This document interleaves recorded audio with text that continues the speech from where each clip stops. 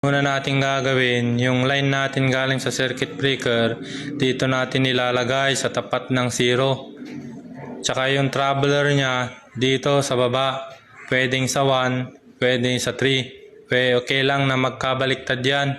Ganon din sa kabila, yung return niya dito natin papasok sa taas sa 0. Yung 1 and 3, kahit saan dyan, okay lang. Pwedeng magkabaliktad yan, walang problema. At yung return natin dito natin nilalagay sa center ng ating receptacle. At yung neutral niya dito sa kabila.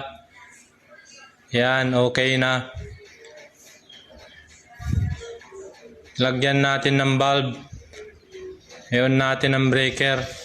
Kadalasan palang ginagamit tong 3-way switch sa mga second floor ng mga bahay. 3-way switch installation. May number yan, 0, 1, and 3. Ang una natin gagawin, yung line natin galing sa circuit breaker, dito natin ilalagay sa tapat ng 0. Tsaka yung traveler niya dito sa baba, pwedeng sa 1, pwedeng sa 3. Okay lang na magkabaliktad yan. Ganon din sa kabila, yung return niya dito natin papasok sa taas sa 0.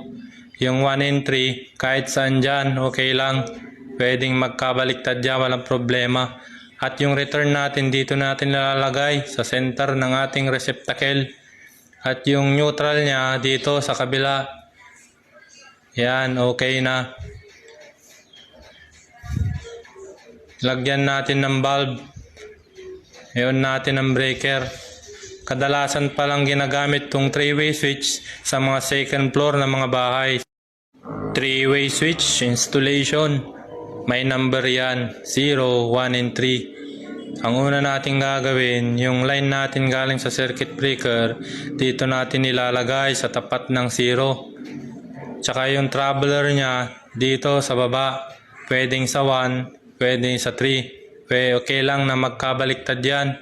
Ganon din sa kabila, yung return niya dito natin papasok sa taas sa 0. Yung 1 and 3, kahit saan dyan, okay lang.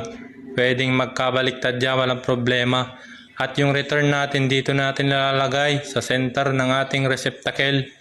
At yung neutral niya dito sa kabila. Yan, okay na. Lagyan natin ng bulb. Ayon natin ang breaker. Kadalasan palang ginagamit tong 3-way switch sa mga second floor ng mga bahay. 3-way switch installation. May number yan, 0, 1, and 3. Ang una natin gagawin, yung line natin galing sa circuit breaker, dito natin ilalagay sa tapat ng 0. Tsaka yung traveler niya dito sa baba, pwedeng sa 1, pwedeng sa 3. Okay lang na magkabaliktad yan. Ganon din sa kabila, yung return niya dito natin papasok sa taas sa 0. Yung 1 and 3, kahit saan dyan, okay lang.